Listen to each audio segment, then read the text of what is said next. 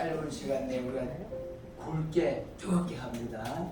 우리 목사님 찬양으로 우리 마음을 활짝 열어주시고 또 인도해 주시고 성령 충만한 찬양입니다. 마음을 활짝 열었습니다. 우리 오후에 첫 시간 우리 강사님 모시기를 원합니다. 북한이 평양에서 태어났다고 하고 집안이 북한에서 좀 빵빵했었습니다. 그렇게 한 가운데서 이쪽 오게 되고 이렇게 하는데 저쪽에서 저도 이제 들었죠. 저도 이제 배우고 이렇게 하는데 김일성 3부자를 챙기는데 경호팀도 있고 또 그들의 쓰는 시설 저 토화판으로 쓰는 뭐 별장 요트 그리고 시설 관리하는 팀도 있는데 그것을 관리하거나 경호를 담당하거나 아무나 못한다는 거죠. 저쪽 표현으로 육부, 육가 뭐 이렇게 하더라고요. 우리는 낯선 편이죠. 근데 고르고 뽑혀서 김정은, 김일성 그 요트를 관리하고 이런 핵심 직책이 있었습니다. 좀 전에 말씀한 우리 강철호 목사님 통해서 제가 이런 이야기를 간증을 오늘 나오진 않았는데요. 그렇게 다니면서 하는데 집에 불이 활활 타는 거예요. 집에 5살 된 아들이 있어요. 다 막 발만 동동동동 불면서 애 5살 건져야 되는데 안타까움으로 사람들이 지나다닌다는 거죠. 누가 마음이 제일 급합니까? 아버지가 뛰어들어갔습니다. 뛰어들어가서 건져는 나왔는데 뭘 건져 나왔을까요? 조상아. 예, 또 예수하신 분이 계십니다. 조상아를 건져 나왔죠. 조상아. 애는 누구? 저쪽에 던지면 3부자 액자에다가 풍미를 쫙 펴놓잖아요. 우리 이해가 안 되죠? 초상도우가가 현실이라는 겁니다. 우리 오늘 보신 우리 전도사님은 예하가 아니고 실제로 그 일을 감당하고 또 그 현장에 있으면서 아픔을 감당했었습니다. 제가 17년, 18년도, 2017년, 18년도에 처음 만나고 이렇게 할 때는 화상을 입어가지고 조금 가라앉아 있는 그런 모습을 봤습니다.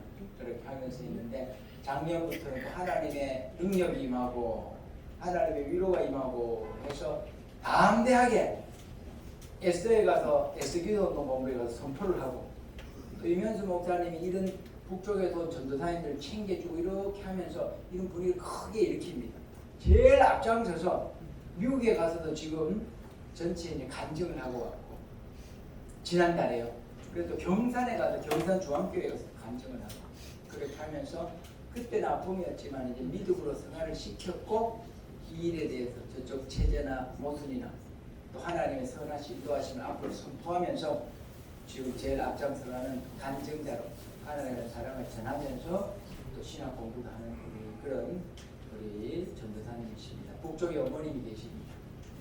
제가 말 다 하면 안 되죠.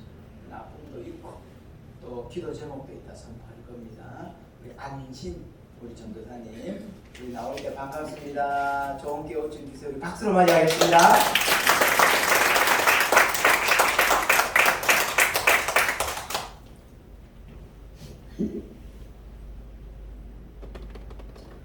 할렐루야.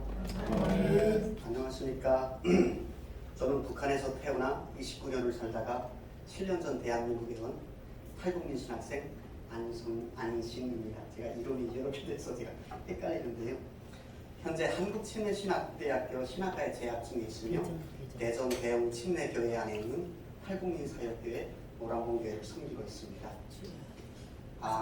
이제 목사님께서 너무 거창하게 소개를 해주셨는데 사실 저는 다른 강사님들처럼 어떤 북한 사역 전문가도 아니고 탈북민 목회자도 아닙니다.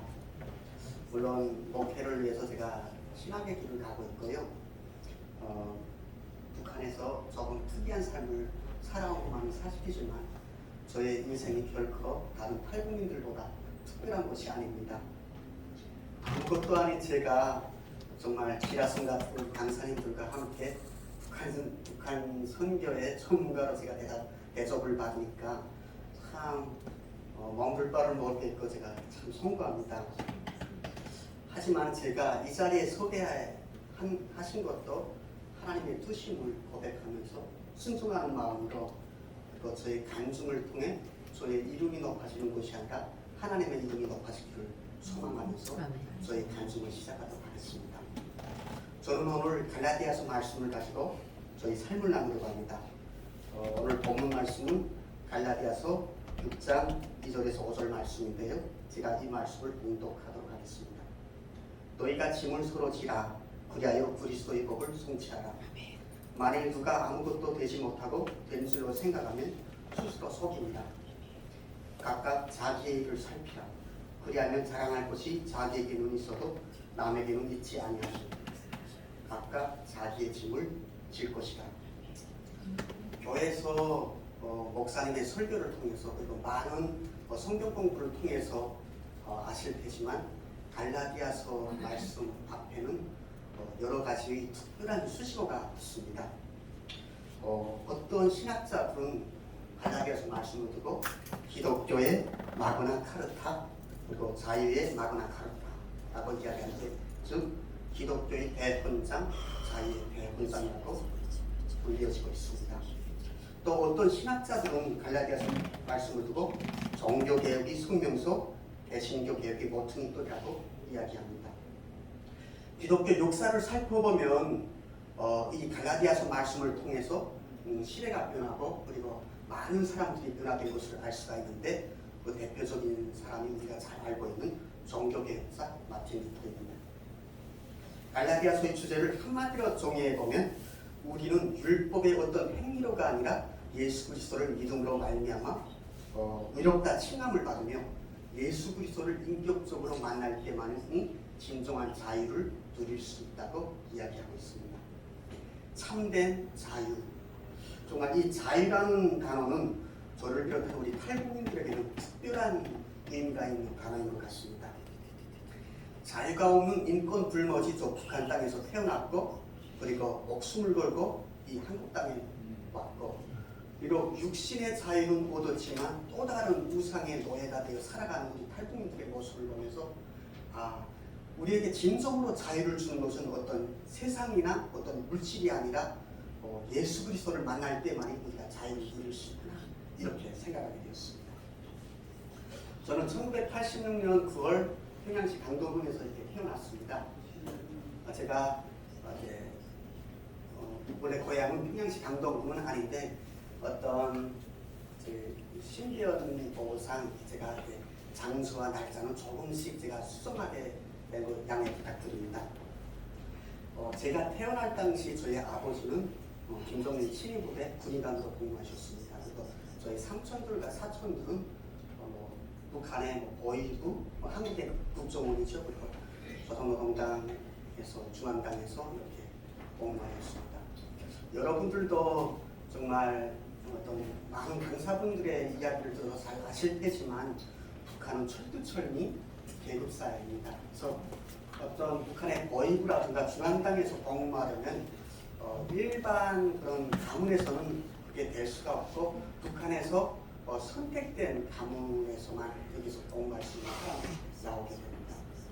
이런 북한의 정말 기본 계급에서 태어난 이후로 저는 어릴 때부터 김씨일가와 북한 정권에 대한 그런 충성심을 제가 세뇌받게 되었습니다.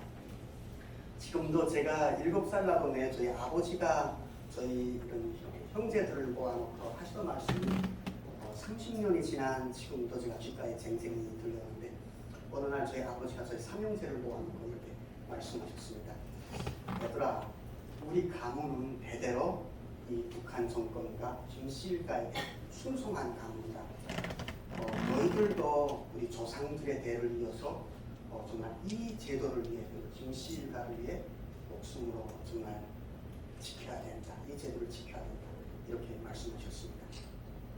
그때는 제가 어릴 때니까 아버지의 말씀이 무슨 이야기인지 나는 깨닫지 못했지만 어린 나의 마음에도 이 김씨일가는 세상에서 가장 위대한 수령이고 이 북한 정권은 조금은 불합리할지 몰라도 내가 목숨으로 지켜야 되는 어머니 저기로 이렇게 저희 마음을 이렇게 세뇌에 대해서 자연스럽게 되었습니다. 어릴 때부터 이런 가정과 학교로부터 세뇌 교육을 받은 저는 14살 나던 해에 조선노동당 중앙위원회 6부에 출석을 되게 되었습니다. 조선노동당 중앙위원회 6부란 우리 한국 분들에게도 잘 알려진 부서인데 2010년 4월인가 그때 천안함 침사건이 일어났죠.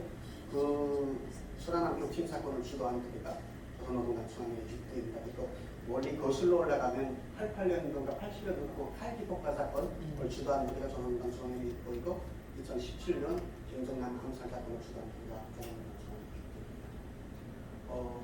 그때도 저는 14살 나던 그해 고등중학교에서 제가 공부를 이렇게 앉아서 하고 있었는데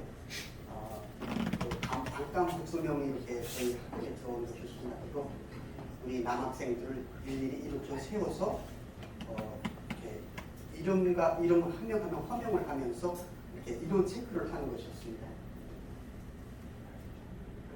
네. 이름을 체크 이렇게 하는 것이었습니다. 그리고 저를 비롯해서 한 3명의 학생들을 선발하여 그 다음부터 조선노동당 중앙위원회 6부 후보생으로 해서 교육을 제가 받게 되었습니다. 조선노동당 중앙위원회 6부에게 선발되게 되면 4가지 테스트를 합니다. 첫 번째 테스트가 뭔가면 공부가 끝나면 저희들을 단기간에 불러들여서 심할서를 씌우고 그리고 김실가의 그런 북한에서는 혁명육사라고 하는데 김실가의 무상화 교육을 시작합니다. 그리고 두 번째로는 1년에 한 2번 정도 저희들을 신체검사를 이렇게 합니다. 신체검사를 해서 어떤 병이 있으면 그게 탈락되게 되거든요. 그리고 세 번째로는 저희들을 단기간에 이렇게 방학 때 저희들을 산에 데리고 올라가서 훈련을 줍니다. 그래서 김실가 앞에서 거처근무를 서는 훈련, 인민군 제식동작 이런 걸 이렇게 훈련을 주게 됩니다. 이 테스트를 이렇게 그리고 4번째 테스트가 뭔가면 저희 가문에 대해서 8천까지 요해를 합니다. 그래서 그 8천 중에 어떤 징역을 간 사람이라도 한 명이라도 있으면 그게 탈락되게 됩니다. 그래서 제가 3년 동안 저희 북한에서는 17살에 고등학교를 졸업하거든요. 3년 동안 이 4가지를 테스트를 합니다. 그래서 제가 최종적으로 17살 나던 해 통과한 그 4가지 테스트를 거치고 17살 나던 해 조선노동당 중앙위원회 6부에 입대하게 되었습니다. 조선노동당 중앙위원회 6부는 크게 3가지 파트로 나뉩니다. 그래서 첫 번째 파트가 뭔가면 김실가의 별장과 요트, 낚시터 이런 이 사람들의 그런 시설들을 관리하는 부대가 첫 번째 파트이고 두 번째 파트가 제가 앞서 소개해드린 천안함 침 사건, 어떤 김정남 암살 사건, 칼기 폭파 사건 등 미국과 한국을 대상으로 하는 그다음에 일본, 한국을 대상으로 하는 테러, 암살 이걸 주도하는 부대가 두 번째 파트입니다. 그리고 세 번째 파트가 어떤 파트인가 하면 얼마 전에 몇 년 전에 이게 대한민국도 농협 해킹 사건이 북한의 해커들이 해킹을 한 그 사건이 있었죠. 그 해킹 사건을 주도하는 부대가 세 번째 파트인데 조선노동당 중앙위원회 6부는 이런 해커 부대를 어릴 때부터 양성해내서 세계와 한국과 일본을 향한 그런 사이버 테러 해커를 이렇게 해킹을 하게 됩니다. 근데 제가 입대해서 맡게 된 임무는 무엇인가 하면 김실가의 별장 그리고 꼬알버투를 그리고 낚시터를 지키는 임무를 제가 수행하게 되었습니다. 정말 이렇게 이 사람들이 한 1년에 한두 번 정도 이렇게 놀러 오거든요. 근데 그 사람들의 유람을 저희가 담당하게 되는데 저희 부대는 평화 시기에는 김실가의 이제처럼 유람을 보장하는 부대였고 그리고 나중에 입대해서 알게 되었지만 전쟁 일단 유사시 때는 그 미국과 북한이 전쟁을 하잖아요. 하면 북한이 만약 결국 그 전쟁에서 밀리게 되면 김실가와 그 가족들만 저희 여투를 타고 중국 또는 러시아로 이렇게 망명하는 게 부대였습니다. 그러면 저희는 평화 시기에는 이 사람들의 유람을 이렇게 그 시설을 관리하면서 지키다가 일단 유사시에 이 사람들이 망명을 하면 저희는 다른 배를 타고 이 사람들 망명지까지 보호를 해야 되는 그런 임무를 제가 하게 되었습니다. 정말 북한에서는 이런 부대에 쉽게 나갈 수가 없고, 그리고 이 부대를 졸업하면 제대되면 10년간 군복무를 하고 제대되면 북한에서는 특권을 저희한테 줍니다. 어떤 특권을 주냐면 그 10년간 군복무하는 기간 북한에서는 솔직히 흰쌀밥에 고기를 먹기가 어렵거든요. 그러니까 저희는 10년 동안 자기네 측근 부대니까 그런 걸 후방 물자를 잘 공급해 줍니다. 그리고 그 부대를 졸업할 때는 저희가 원하는 대학, 북한에 있는 원하는 대학을 시험 없이 붙여줍니다. 그리고 만약 그 대학을 졸업을 하면 그 단기간에 이런 단감으로 출세할 수 있는데 어떤 순위가 있잖아요. 저희가 특권을 그런 빨리 출세할 수 있는 그 특권을 이렇게 주게 됩니다. 정말 북한에서는 아무나 갈 수가 없고, 그때는 나름 정말 북한에서 잘 나가는 가문, 잘 나가는 저의 인생이었습니다. 하지만 그때 저의 인생 가운데는 정말 뜻하지 않은 시련이 찾아오게 되었습니다. 제가 한국에 와서 하나님을 만나고 지금은 이렇게 말씀드릴 수 있을 것 같습니다. 그때 찾아온 것은 나에게는 시련이었지만 하나님께서 저의 인생 가운데 개입하셨다. 제가 믿음으로 고백할 수 있을 것 같습니다. 어릴 때부터 이런 세뇌교육을 받아온 저는 군복무에서도 모범이었고, 그리고 입대 4년 만에 그 부대의 위병장으로 제가 출세를 하게 되었습니다. 위병장이 무언가면 저희 위병들이 그 총을 무장을 하고 완전 무장을 하고 그 김씨일가의 그 여투장과 그리고 낚시터 그 시설을 지키거든요. 지키면 위병장은 이 사람들을 2시간에 한 번씩 교대를 시킵니다. 교대를 시키고 그다음에 30분에 한 번씩, 야간에는 30분에 한 번씩 이 사람들이 군무 수행을 잘 하는가 이렇게 순찰을 하고 감시를 하고 통제를 하는 게 위병장의 임무였습니다. 그날도 저는 지금도 잊혀지지 않는데 2011년 5월 30일 그날도 새벽 위병장 임무를 제가 수행하고 있었습니다. 정말 여느 때와 마찬가지로 이렇게 위병장 임무를 수행하고 순찰을 쭉 하는데 갑자기 어디선가 부리야 하는 고함 소리가 이렇게 들려왔습니다. 달려가 보니 그 고함 소리가 나는 데로 달려가 보니 저희 그러니까 김실가의 그 여투장 옆에 한 5m 옆에 한 3, 4, 5m 옆에 저희 그 내무반이 있었는데 내무반에서 화재가 이렇게 난 것이었습니다. 저희 내무반은 2층에 위치해 있었고 그 안에는 저희 대원들 한 10여 명이 잠을 자고 있었습니다. 새벽 1시경이었는데. 근데 그 화재가 그 우리 내무반의 입구 쪽에 출입문 입구 쪽에서 났기 때문에 대원들은 밖으로 나올 수가 없었고 창문을 깨고 막 저보고 막 살려달라고 막 소리치는 것이었습니다. 근데 제가 거기 달려갔는데 저의 머릿속에는 그 대원들의 그 목숨이 생명이 먼저 생각나는 것이 아니었습니다. 이제 목사님께서도 잠깐 소개할 때 말씀을 해주셨는데 한국 분들에게는 너무 이해가 안 되실 거예요. 북한에는 사람이 사는 방이라면 내 방에 김실가에게 초상화를 이렇게 걸어놓습니다. 걸어놓고 저희는 어릴 때부터 그 사진, 그걸 사진으로 저희가 교육을 받는 것이 아니라 그 사진과 김실가를 동일한 곳으로 세례를 받습니다. 그래서 어떤 홍수가 나고 자연재해가 나면 나의 목숨, 가족의 목숨보다도 초상화를 먼저 챙기라고 어릴 때부터 이런 세뇌를 받습니다.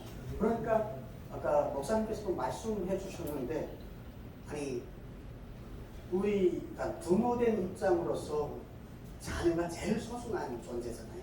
근데 북한에서는 정말 자녀가 불속했는데 자녀를 꺼내내오는 것이 아니라 김씨가 초상화를 꺼내내올 정도로 이렇게 세뇌를 엄청 시킵니다.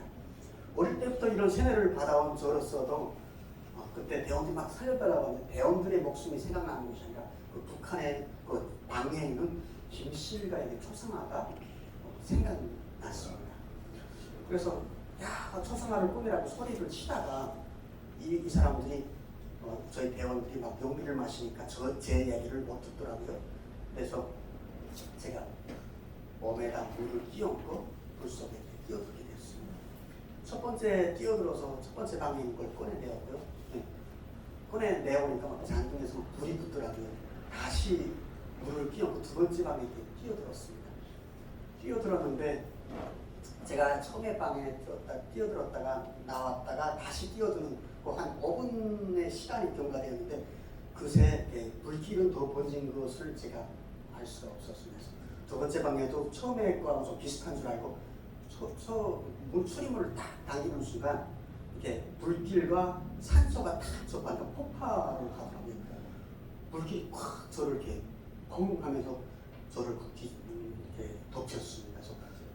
그래서 그때 제가 그 기억까지 나고 제가 기억을 의식을 잃었는데 제 손이 막 불에 타는 그걸 제가 딱 보고 그다음에 제가 쓰러졌습니다. 그리고 여러분들도 아실 눈치를 채셨겠지만 저는 손에 화상을 입고요. 그리고 머리도 제가 심한 화상을 입습니다. 현재 지금 제가 가발을 제가 쓰고 있거든요.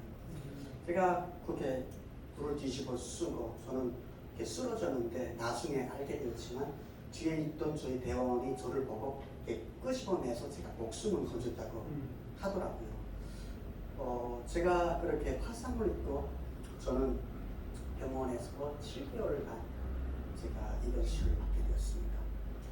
그 7개월 동안의 그 입원 치료는 제가 이 짧은 시간에 다 설명을 드릴 수가 없어서 몇 가지만 이렇게 말씀드리려고 하는데 북한에는 의료 시스템이 열악하고 의료 기술 약품들이 너무 부족합니다. 그러니까 북한에서는 그냥 뭐 다른 게 없어요. 상처를 치료하면 거의 유일하게 식용수하고 소금물로 막 상처를 이렇게 붙였다가 뺐다 이런 치료를 해요. 이게 머리에 상처에다가 막 식용수 붙일 때는 그 고통이라는 게 그러니까 우리가 아프다 하는 그 정도가 아니고 살고 싶지 않을 정도로 이렇게 수준으로 거기서 7개월 동안 입원 치료를 받으면 제가 한 30분 정도 수술대에 이렇게 올랐던 것 같습니다. 그 다리 살을 다 떼서 붙이고 이렇게 양팔에 살을 다 떼서 붙이고 이렇게 한 30번, 40번 정도의 수술대에 올랐던 것 같습니다. 정말 그때 그 시간들을 제가 생각을 하게 되면 지금은 많이 회복되었는데 처음에는 한국에 와서 그 생각하는 것 자체가 너무 고통이었고요. 제가 지금은 웃으면서 이야기할 수 있지만 그때는 그 생각 자체만으로도 너무나 큰 고통이었습니다. 이렇게 화상을 입고 제가 한 1개월인가 2개월인가 그때 제가 의식을 완전히 찾게 되었는데 제가 처음으로 했던 행동이 의식을 찾고 처음으로 했던 행동이 저 거울을 찾고 제 얼굴을 한번 들여다보는 것이었습니다. 제가 거울을 쳐서 제 화상을 입은 얼굴을 딱 보는 순간 저는 그때 26살이었는데 펑펑 눈물을 쏟게 되었습니다. 지금은 제가 한국에 와서 성형수술도 한 번 받았고 조금 개선되었는데 그때는 한쪽 귀가 이렇게 절반이 녹아 없어졌고 이 위에는 정말 시뻘겋게 상처투성이었고 제가 그것을 보는 순간 너무 서럽게 울었던 것 같아요. 울다가 의식을 울다가 지치면 잠들었다가 깨면 또 울고 한 3일 동안 그렇게 울었던 것 같아요. 그 얼굴을 보면서 저는 살고 싶은 생각이 없어지게 되었습니다. 북한에서는 정말 맨정신으로 살아가자고 해도 그러니까 성한 몸으로 살아가자고 해도 잘 살 수가 없는 그런 열악한 시스템이잖아요. 근데 제가 화상을 입고 이렇게 장애인으로서 살아가자고 하니까 용기가 나지 않았습니다. 그래서 저는 그 병원에 있을 때 2번이나 목숨을 끊을 기도를 했었습니다. 밥을 안 먹고 이렇게 제가 간식을 하니까 막 선생님들이 제가 막 건강이 악화되고 영양이 악화되고 막 먹구멍도 허수를 넣고 이렇게 강제 급식을 시켜서 저는 목숨을 부지하게 되었습니다. 이렇게 강제 급식을 통하여서 제가 목숨을 부지했지만 저는 정말 온전한 삶을 제가 살 수가 없었는데 하루하루 막 담배를 피고 약물을 마시면서 이런 정말 타락한 제가 삶을 살게 되었습니다. 우리 북한에서는 저처럼 이렇게 불 속에 뛰어들어서 뭐 초상화를 꺼내거나 뭐 이렇게 한 사람들을 국가적으로 내세워주는 그런 시스템이 있습니다.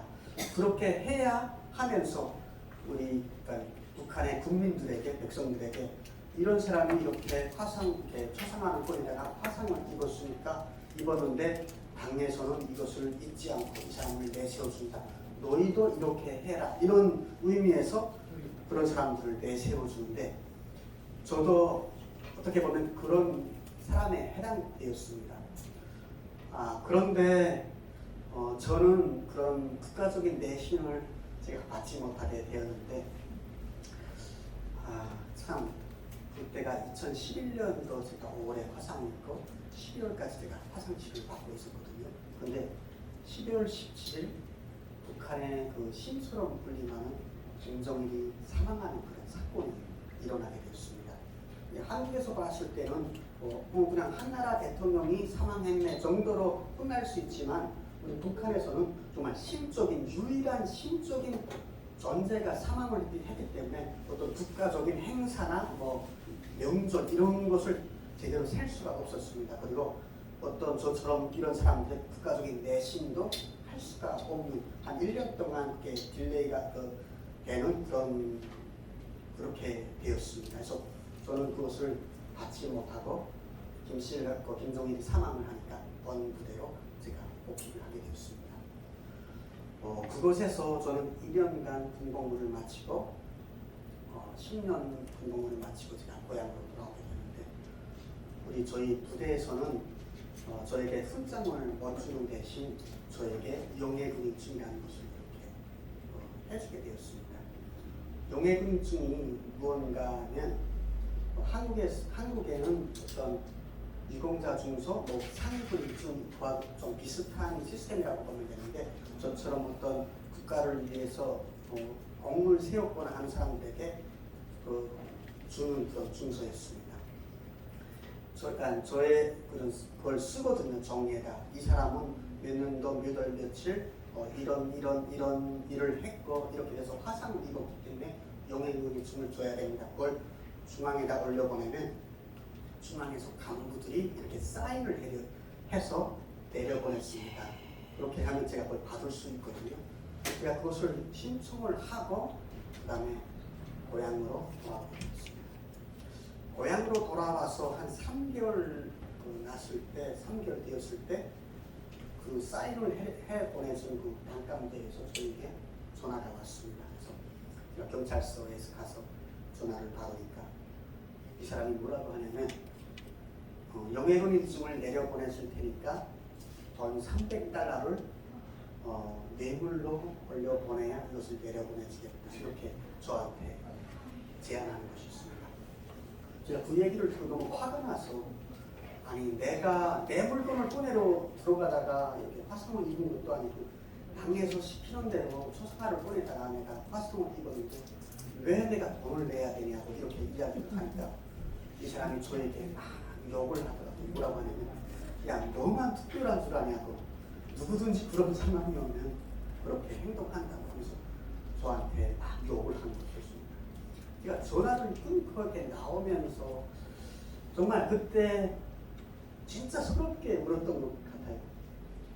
나는 정말 그 학교에서 배워준 대로 가정에서 교육을 받은 대로 이 제도를 위해 내가 죽을 걸 모르고 불 속에까지 뛰어들면서 이렇게 했는데 이 나라는 나의 청춘을 빼앗다 못해 이제는 내가 당연히 받아야 될 그런 용해금이쯤 그런 훈장까지도 내가 돈을 내야지 그걸 주겠다고 하는 너무 큰 배신감이 저에게 찾아왔습니다. 이 300불이면 우리 한국에서는 한 건설 현장에 나가도 한 2, 3일이면 그걸 벌 수 있는 돈이잖아요. 근데 북한에는 공무원 월급이 한국 돈 한 500원 정도라고 500원 1000원도 안 되거든요. 한 500원, 700원 정도라고 생각하시면 됩니다.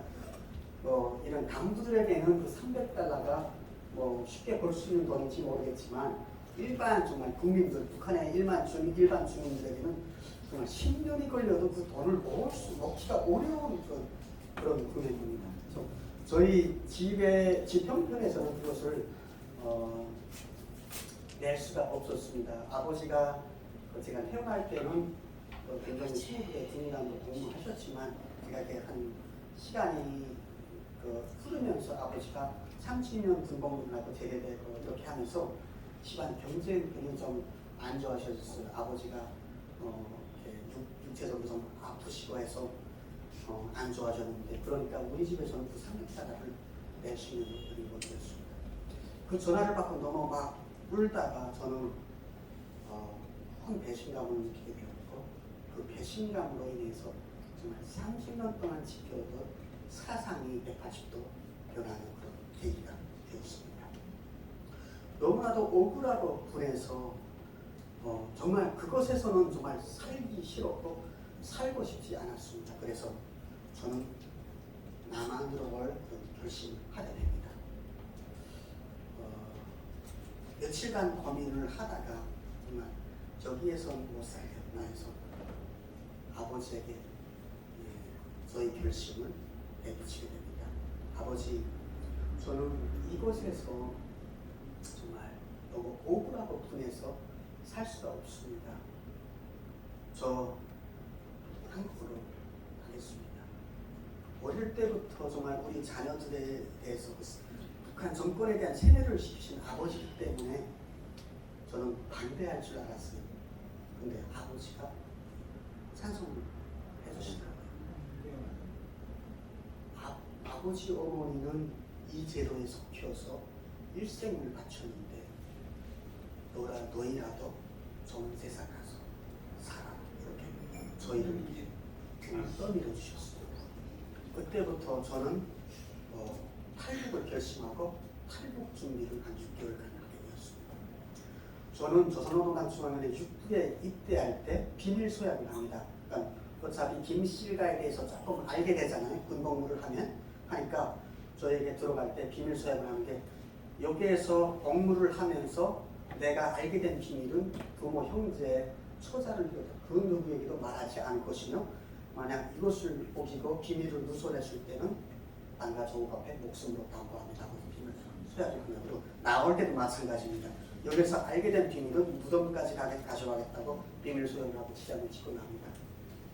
그러니까 저 같은 경우에는 탈북을 하다가 만약에 체포되는 경우 어떤 탈북민들은 그냥 감옥에 보내는 정도로 끝날 수가 있지만 저 같은 경우에는 청산 혹은 그 정치범 수용소라고 일생 살아서 나올 수가 없는 그런 곳에 끌려가게 됩니다. 근데 그렇게 정말 고문을 받다가 죽을 바에 정치범 수용소에 끌려갈 바에는 죽는 게 낫다고 이렇게 생각을 하고 그 장마당에 나가서 약을 제가 구매를 하게 됩니다. 만약 경우 이 약을 입에다 물고 오다가 체포되는 위급한 상황이 오면 이 약을 삼키고 자살을 한다 이렇게 결심을 하고 제가 준비를 하게 되는데 저희 부모님들이 아시면 걱정하시잖아요. 자녀들이 정말 독약을 입에다 물고 중부로 가는데 그 부모들이 오죽하겠어요? 그러니까 아버지 어머니 몰래 이 약을 장마당에 가서 구매를 하게 됩니다. 근데 탈북을 가기 한 며칠 전에 저희가 약을 구매한 것을 아버지가 어떻게 눈치채셨더라고요. 제가 지금 생각을 해보면 부모님들은 자식들의 그 눈빛을 행동거지 하나를 보고도 자식들의 마음을 헤아릴 수 있는 능력이 있나 봅니다. 그래서 탈북을 하기 며칠 전에 아버지가 저에게 이런 이야기를 하셨습니다. 막내야, 제가 그 형제 중에 막내거든요. 막내야, 내가 장마당에 나가서 독약을 구매한 것을 다 알고 있다. 잡히면 정말 죽기보다 못한 그런 현실이 기다립니다. 그런 결심을 했겠지. 하지만 막내야, 죽으려는 사람에게는 살 길이 생겨도 안 보이는 겁니다. 내일 군포위 최고 기온은 죽을 결심은 1초면 충분하니까 또 마지막 1초까지는 살기 위해서 먹거든요. 너희들을 대신해서 우리 부모들이 죽어서 너희들을 살릴 수 있다면 우리 부모들이 대신 죽을 테니까 우리 부모들의 마음을 생각해서 쉽게 죽을 생각 하지 마라, 이렇게 말씀해 주셨습니다. 그리고 제가 2월 눈보라가 쌩쌩 부는 그런 2월 제가 조만간 향해서 출발하게 되었어요. 아버지 어머니는 처음에는 그냥 잘 가라고 이렇게 떠밀어 주셨습니다. 그리고 눈물 한 방울 안 흘리시더라고요. 그리고 저희가 문을 딱 닫고 한 10m 걸어가는데 그 안에서 막 통곡을 하면서 오시더라고요. 그러니까 돌아서서 솔직히 아버지 어머니의 눈물을 닦아드리고 싶었는데 그렇게 돌아서면 마음이 약해져서 제가 떠날 수 없으셔서 그냥 막 통곡하시는 부모님들 두고 탈북을 하게 되었습니다. 그 아버지의 그 이야기, 너희들을 위해서 대신 죽을 수 있다면 우리 부모들이 대신 죽을 테니까 쉽게 죽을 생각 하지 마라, 이렇게 하신 그 아버지의 이야기가 이 땅에서 아버지가 저에게 하신 마지막 말씀입니다. 제가 탈북한 다음에 아버지는 오랫동안 알통병으로 돌아가셨고 저는 한국에서 아버지가 돌아가신 소식을 전해드리게 되었습니다. 저는 탈북을 할 때 저희 친누나랑 함께 탈북을 했었습니다. 중국까지는 정말 무사일생으로 성공을 했거든요. 근데 두만강을 넘을 때도 너무 위험한 순간들이 많았는데 시간상 그것은 제가 생략하도록 하겠습니다. 중국까지는 누나랑 같이 탈북에 성공하였는데 1년 동안 거기서 살다가 저는 한국으로 이렇게 그렇고 손을 잡아서 출발하였습니다. 그런데 누나는 며칠 후에 제가 출발하고 며칠 후에 떠나기로 했는데 중국 공안에 체포되어서 이렇게 북송되게 되었습니다. 일단 왜 함께 오지 못했냐 그렇게 물어보시던데 많은 분들이 중국에서 한국까지 오는 그 노정도 안전하다고 장담을 할 수가 없거든요. 그러니까 형제끼리 둘이서 출발을 하다 만약 경우 문제가 생기면 누가 도와줄 수 있는 형편이 못 되잖아요. 그러니까 만약 경우 내가 오다가 잡히면 누나는 중국에서 돈을 벌어서 북한에 보내서 어떻게 최선을 다해야 되고 또 누나가 만약 경우 문제가 생기면 제가 또 한국에서 최선을 이렇게 약속을 하고 받아줘서 출발하게 되는데 제가 출발하고 한 20일 만에 누나가 체포돼서 북송되게 됩니다. 누나는 뭐 저와 같은 그런 부대 출신이 아니었기 때문에 징역 4년을 선고받았습니다. 근데 누나가 한국에서 1년, 중국에서 1년 정도 살았는데 한 징역 그 정도 되면 한 2년 정도, 많아야 3년 정도인데 이 사람들이 저에 대해서 안갚음으로 누나한테 조금 더 형량을 더 넣었더라고요. 그래서 누나는 4년 동안 감옥살이를 하게 되고 2016년부터 2020년까지 4년 동안 감옥살이를 하게 됩니다. 2020년 4월에 누나가 출소되었다는 소식을 전해 듣긴 했는데 누나는 감옥에서 고문도 받고 또 영양도 안 좋고 해서 1년 만에 사망했습니다.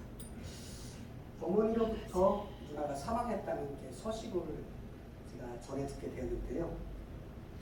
어머니가 이런 말씀하시더라고요. 누나가 그때 사망하는 나이가 39살이었는데 39살이었는데 죽기 전에 맞게 임종 순간에 어머니 손을 잡으면서 죽고 싶지 않다고 살려달라고 계속 애원을 하더래요. 제가 그 이야기를 전해 듣는데 저희 마음이 정말 무딘 송곳으로 막 찌르는 그런 아픔을 제가 느끼게 되었습니다.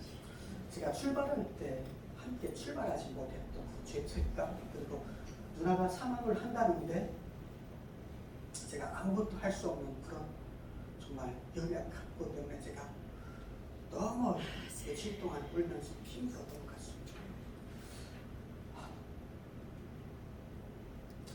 이렇게 저희 누나가 정말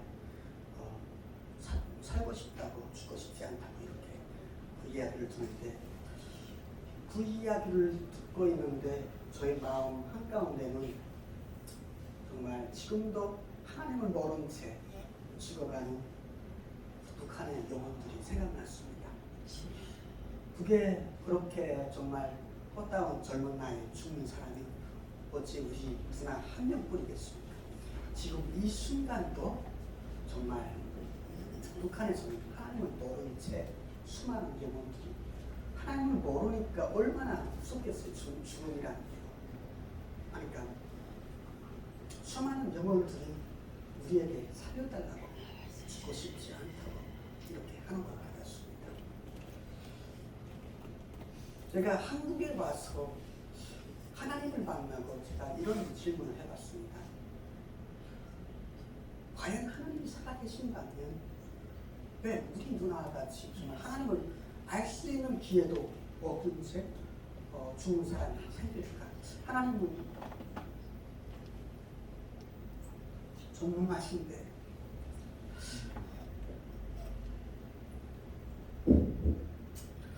우리는 이 해답에 대해서 다는 알 수가 없습니다.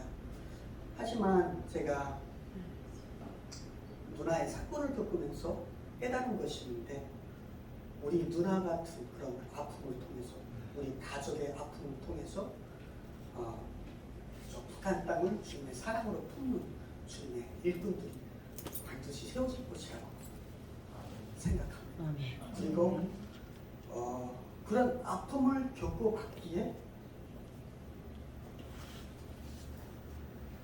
저 북한 땅을 사랑으로 품을 수 있는 것 같습니다.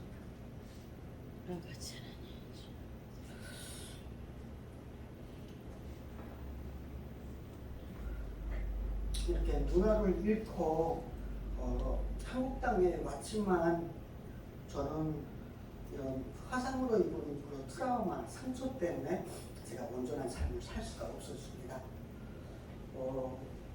그러니까 화상을 입고 이렇게 사람을 만나기가 싫어서 저는 밤에만 주로 다녔고요. 그리고 사람을 많이 만날 수 있는 그 장소를 제가 많이 피하게 되었습니다. 근데 너무 힘들더라고요. 그리고 저를 잘 대해주는 사람들은 그래서 상처가 되고 저를 잘 안 대해주는 사람은 또 그래서 또 상처가 되더라고요. 그래서 제가 사주결론은 뭔가 하면 내 마음속에 상처가 있으니까 어떤 사람들이 어떤 반응을 해도 저에게는 상처가 됩니다. 제가 그러다가 제가 지금 출석하고 있는 대전 대우 침례교회 안에 그 보람봉 교회라고 탈북민 사역교회가 있는데 그 교회 사역자분들을 제가 만나게 되었습니다. 그분들의 섬김을 통해서 저는 이분들을 신뢰하게 되었습니다. 그리고 이분들을 신뢰하니까 이분들이 믿고 있는 예수님에 대해서 궁금해졌습니다.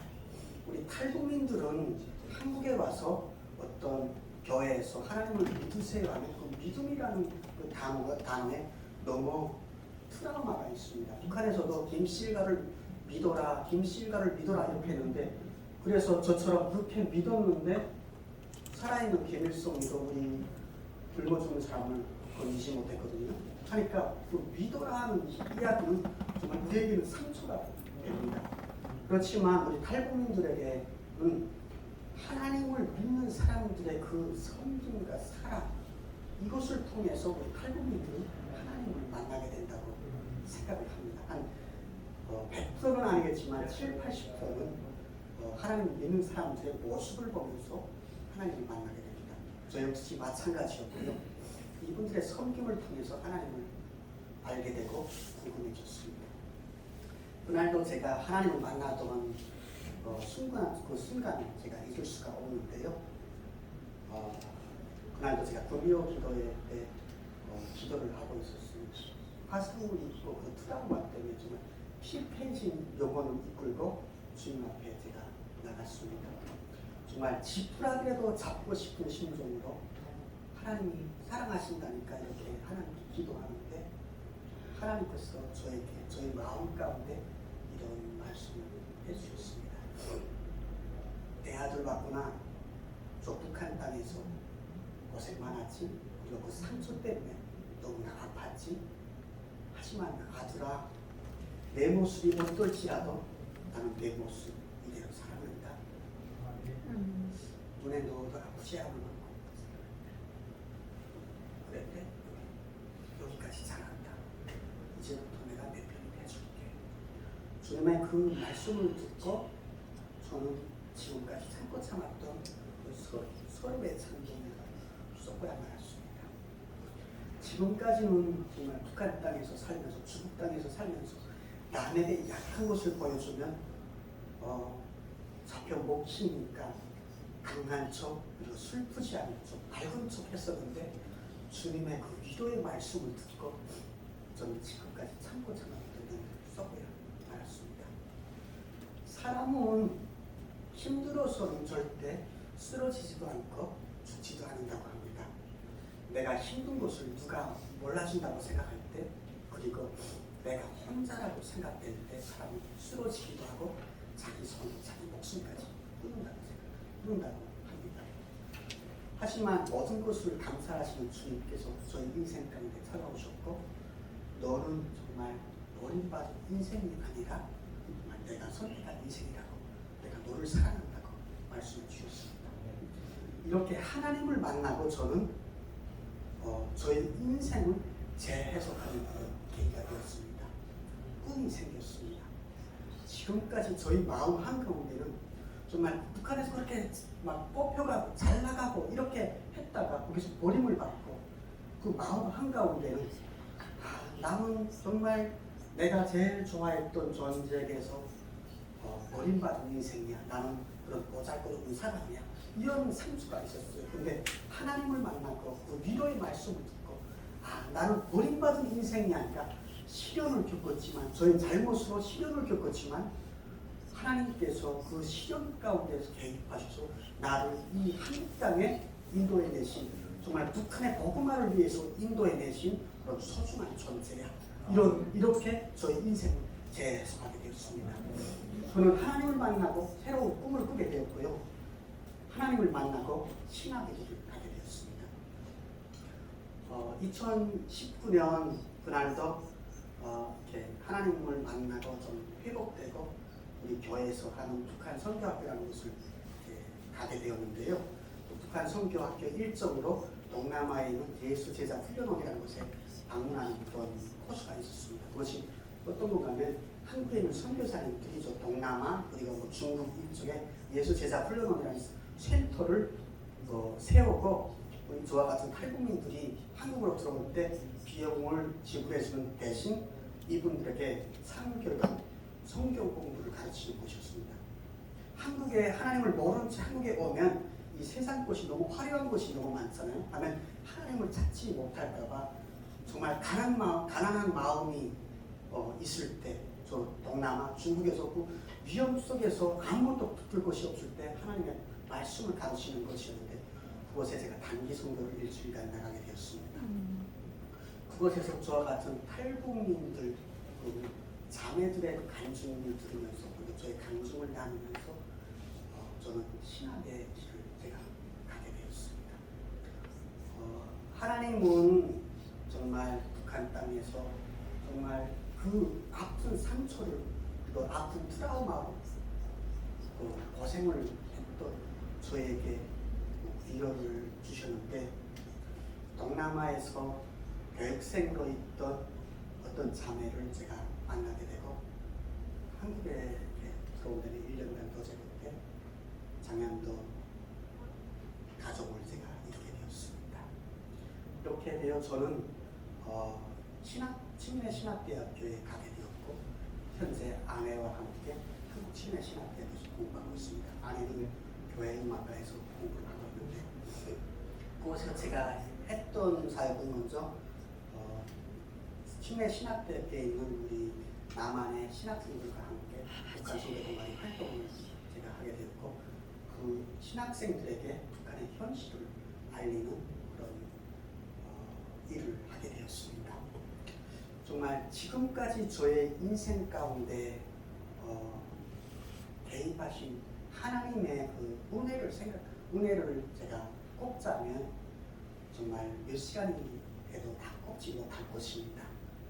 정말 하나님께서는 저 북한 땅에서 우상 숭배로 찌들었던 저의 인생 가운데 기적적으로 개입하셨고 그리고 저의 마음 한가운데 주님의 사랑으로 저 북한 땅을 품을 수 있는 마음을 주셨고 주님 안에서 새로운 비전을 꿈꾸게 하셨습니다.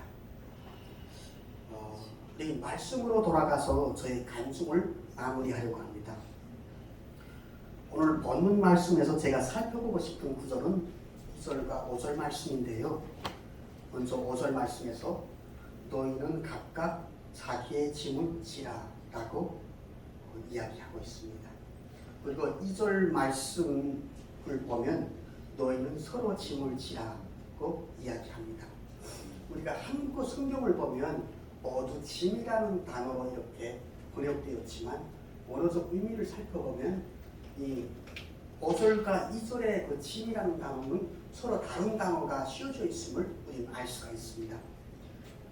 먼저 5절 말씀에서 짐이라는 단어는 헬라어 포르티온이라는 단어입니다. 이 포르티온의 뜻이 무엇인가 하면 군인들이 전장에 나갈 때 지는 군장 있잖아요. 그리고 싸움에 나갈 때 지는 짐, 그것을 포르티온이라고 합니다. 우리는 인생을 살면서 크고 작은 자신의 짐을 집니다. 그 짐은 어떤 신앙일 수도 있고 가족일 수도 있고 그리고 형제일 수도 있고 그리고 일터일 수도 있고 자녀일 수도 있습니다. 하지만 갈라디아서 말씀은 참된 그리스도인이라면 자신의 짐뿐 아니라 다른 사람의 짐을 함께 지라고 질 것을 요구합니다. 갈라디아서 2절 말씀에서 짐으로 번역된 단어는 헬라어 바로스라는 단어인데요. 이 바로스는 다른 사람들이 너무 무거워서 혼자 감당하기 어려운 그런 짐을 의미합니다. 즉 갈라디아서는 우리에게 어떻게 그리스도인은 시대 앞에 살아가야 하는가 하는 중요하고 원론적 지침을 이야기합니다. 여러분, 우리가 진짜 참된 그리스도인이라면 하나님을 만난 사람들이라면 우리는 이 질문에 답변을 하셔야 합니다. 자신의 짐과 함께 그리고 감당하기 어려운 이웃들의 짐을 지는 저와 여러분이 되시기를 주님의 이름으로 소망합니다. 제가 좋아하는 성경 구절이 하나 있는데요. 로마서 12장 15절 말씀인데 너희는 즐거워하는 자들과 함께 즐거워하고 울고 있는 자들과 함께 울라고 기록되어 있습니다. 지금 이 순간도 주님을 모른 채 초하는 북한의 영혼들 그들과 함께 울고 그들이 감당하기 어려워하는 짐을 함께 지는 저와 여러분이 되시기를 주님의 이름으로 소망합니다.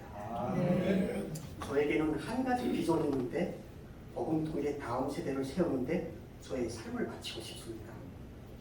주님이 바라시는 진정한 복음통일은 북한의 기성세대에게 복음을 전하는 것과 함께 북한의 다음 세대, 복음통일의 다음 세대를 세우는 것이 그렇게 할 때만이 정말 그 복음통일이 공고해질 수 있다고 생각을 합니다. 저의 꿈이 주님의 꿈과 함께 하기를 그리고 저의 꿈이 여러분 모두의 꿈과 함께 하기를 주님의 이름으로 소망하고 기도합니다. 감사합니다.